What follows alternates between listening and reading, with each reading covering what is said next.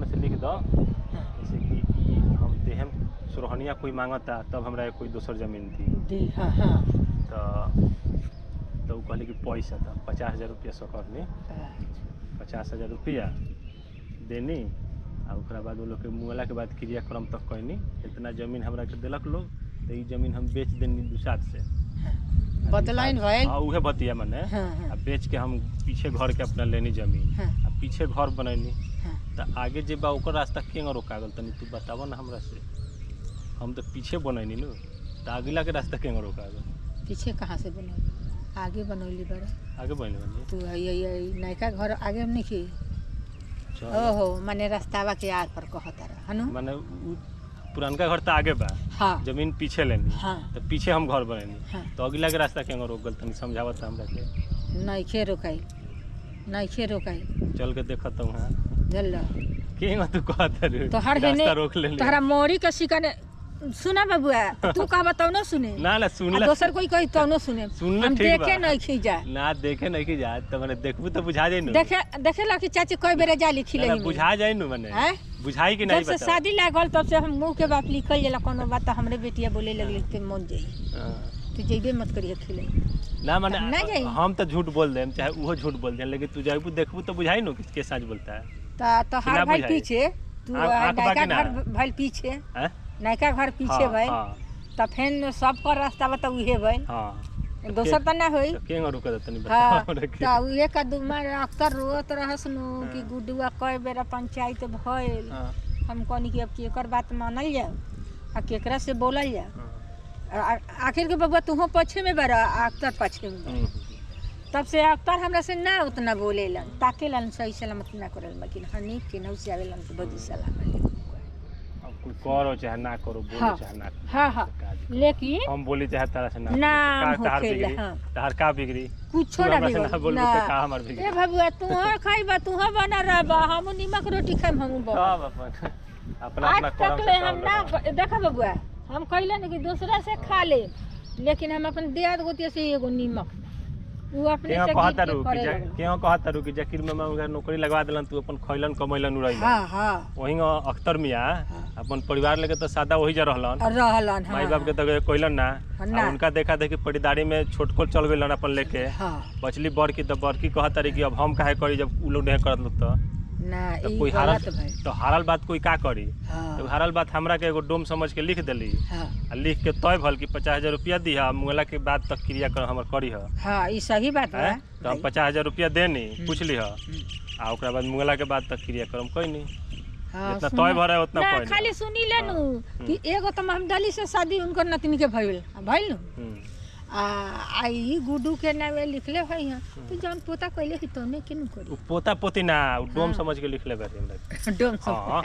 माने पोता कौन फ्री में देती तब न पोता भल अच्छा हम तारा के फ्री में दे दो तब न चाची वैल्यू कुछ के सौदा कर दिन तो चाची भतीजा कौन सी तू तो सौदाबाजी होता है एगो ना तू कुछ बारू ना हम कुछ बानी तो सौदा भल उ देखली कि हमरा के कोई अब करत नहीं खे तो हम तो खटिए पड़ल मर जाम मुंह पे छिछड़िया काटेम तो हम आखिर हम मुगला के बाद संपत्ति तो ले ली लोग तीनों जना बंटवारा ले ली लोग तो सोचली कि एगो कोनो के दे दी कि हमारा पार घाट लगा देबो इहे बात है एगो पोता उनकर दुलड़ुआ रहे पपुआ तो कहली कि 50,000 माने पहले तो कहली कि एक कट्ठा हमार भल तो एक कट्ठा के दाम मोटा मोटी घड़ी 70,000 रुपया रहे वो घड़ी 70,000 चलत है तो हम 50,000 रुपया देनी मोटा मोटी एक कट्ठा के दाम देनी बतिया हुए भल आज का युग में बबुआ पूछ लिया तू पपुआ से पूछ लिया कहियो द्वार पर है घरे है तो देख लिया इहो बातवा सुन ले बनी रास्ता रोकाल बा सुने ना पपुआ का विषय में सुन ले बनी कि टुए टपरल का बुढ़िया पुछले रहल का त पपुआ त कमाता त बुढ़िया के देता कम से कम आओ कुछ ना त एक कट्ठा दे दे तो देली ना अब के दोस्त एक कट्ठा मिलल है तो 70,000 रुपया कट्ठा रहे रे हां 50,000 रुपया हम कहां आऊ चमसवा बड़ी के है ए जौन गछे उछे लगल बताओ अरे दाम दियाल हाय कहत रह हां है बेच के हऊ हई अच्छा बेच हम दूसरा लेबा तो दाम दियाल 50,000 रुपया सुने ना बाबू जब देला दुसाद के 4 कट्ठा नु देले बरा 4.5 हां 4.5 तो 4.5 न खाबो इतना बा सुनो तनी नु जे 1 कट्ठा बेसी बा बेसी होई तो ओकर भल अपन समझो हमरा नहीं खेल लेला देना काम तो नाप जोख के वही भरी दे का जरूरी बा हमरा इतना टेंशन बेसी भल तो ओकर भल कम भल तो ओकर भल चारो से छांटत रहेला काटत रहेला से कहां वो तो साथ तो काम में बा कनी के वो जे जहां बा खेत तो कनी के 3-3 हाथ 4-4 हाथ बढ़ल बा से दूसरा में बढ़ल हां कटते कटते छटते छटते का करी हमरो तो ले लेलन से तो का करी हम छोड़ देली हम तो सब बटैया लगा दिए काम भर काम हो जाते तो का से ले काम तो सब पड़ती है बा सब पड़ती है बा तो उहे नु कहतानी कि तू लोग तो बोएगा करे वाला बारा लोग तू कहां उतना खेत में आवेला झूठो का मार होता है तू लड़का हूं से ना तू खेत में ना होइलो ना हम आमदलिया खटले बा हां हां हम तारो झरवैले बनी ओकरे से आधा पर हां लेकिन तू ना उतना खटल बारा ना खेती खेती हमनी के आलू ढंग हो गल सब हो गए अब ये तो बात है 4 गो बकरी हम लेके आइला सुन लो तो सब जना था न तर बोल 28 लागता तो कहले लोनु जे हातना पोसले बिया कजने काहे खातिर पोसले बिया तो हई आवेला न सैया में जानल त भाई लोग के खियाई ह त हई सब बना दी ह खांसी हम कहनी कि भाई लोग खियैले बालू हमरा के कहियो कि भाई लोग के हम खियाइम खांसी तो वरना खाली काले पिए आइल बर त पियो वरना का काहे निकल हां हां कह ना बोलीला कि का हम बोले जाई हो ना काजर मतलब ना अपना से तो खांसी रख ले बनी बबुआ जा शादी के नहीं होती कहिए न बेचा गए तो कहनी कि जब एगो सब बेटी के खिया देनी तो एकरो बेरा में खिया दे आई अब एथी बाराती या वो चाहे तुम लोग मेहमान बन के आवलो चाहे जौन बन के तारे लगन के खसिए न खिया मुर्गा तो ना खिया मुर्गा जे खियौले बा ओकरा के ऊपर से बंटवारा कर चल अब कुछ समसी के बेटी के बियाह भइल जनब तो फ्री में भइल बियाह तो मुर्गा के खसी सहित बन रहे तो मुर्गा के गोश्त उनकर दामाद एक ही पीस चल हम ना रही हम अपना चल गए रही मौसी ही मौसी के पोता के शादी रहे था तो हमार लड़किया रहल से छोटा की एगो सदिया भइल बा तमने जवानी है तो कहते ये माँ देखना थिया के बियाह में देले रह खटे कहीं पीसी गोश्त मने गर लहस सलामी उलामी देलस आ त ना गरनी हस गिफ्ट किनले रहली स तनी झगड़ा एखन जानता रह सखियारो ढेर दिन चलेला आ टेंशन हो जाला न तो कुछो ना चलेला तो किनले रह स होता मेरा गिफ्ट देवेला तो पहुना आयल तो देलन स सलामी लेकिन अब ना रही तो हम कहाँ जाई बोल हम अपन चल गए रही शादी में हम कहनी कि ना जे हम तोरा शादी में तो ना रहनी रे सलामी उलामी ना देनी कुछो तोर सखी की रहस चल ठीक बा अरे नहीं तनी घूम लेनी हां फुर्सत मिलल त आ थानवा तर बबुआ हां थानवा तर कतनी हो कमला बाबा के घर त देखला ह केंगा हिस्सा लगौले बराल हिस्सा का रोड सब लोग के रोड मिली है नु फिर कोई रोड ना दिए रोड सुनी लेकिन रोड ना दिए सुनी ला 3 टुका बल बा सही लामा लामा ना गोले होल बा हेंगा ना ई के हिस्सा लगैलक अब तोहार बाबा लगावा चाहे जे लगावा कोई मान ली अब हैदरे अली सब जुटेला हां तो कहाँ कुछ बोले बा अब बोस लो चाह के करा ओकरा टेंशन के टेंशन करता है नहीं नियर बा ये टेंशन नहीं के टेंशन बोलो का कर लो के हिस्सा लगा लो जेकर जमीन में समझो तब 2 गो बाटे अख्तर की एगो तो अपने से शादी कर लेला बड़का आ फिर सुन तनी कि छोड़िए दिलक 2 गो शादी बड़का के 2 गो नइखे न भइल अपना से शादी कइले रहे तो कदम मौगी चल गए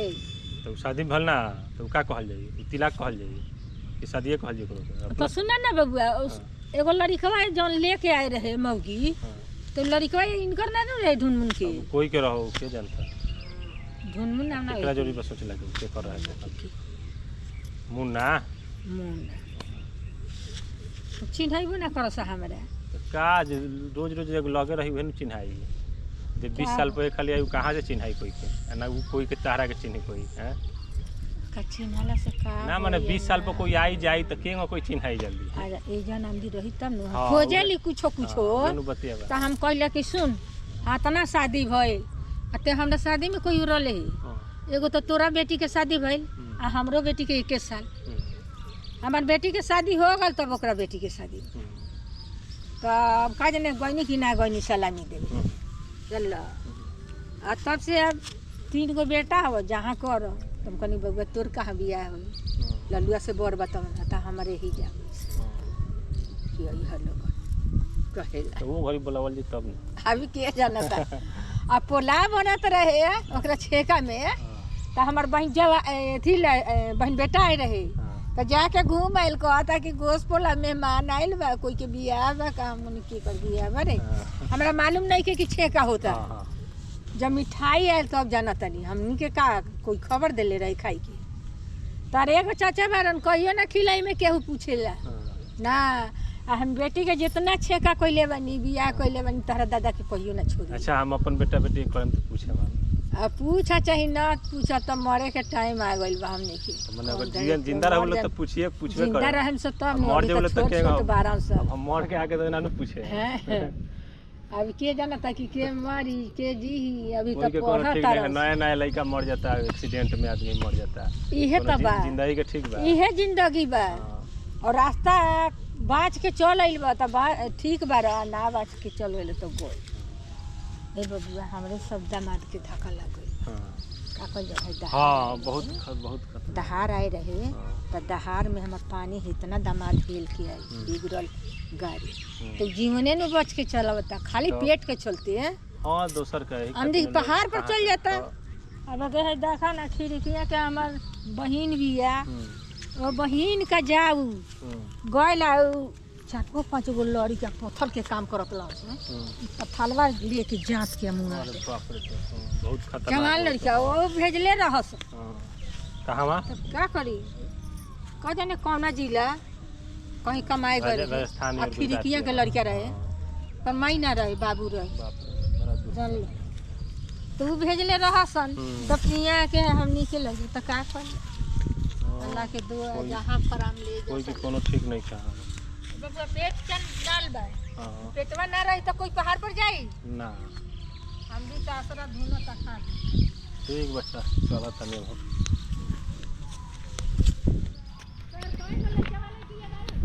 2 गो एगो बेटा एगो बेटी चलो उतने ठीक बा 2 गो बबुआ रहतन त ठीक रही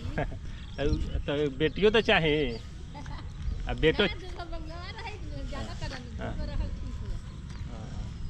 ठीक बा जौन बात तौन ठीक बा पढ़ाई लिखाई ओखनियो के त खर्चा डबल बा हां अब ये घड़ी के युग में पैसा के वैल्यू बा ना आदमी पैसा कमाता बुझाता तो कोनिए के अब कह दिया तो बहुत बा हां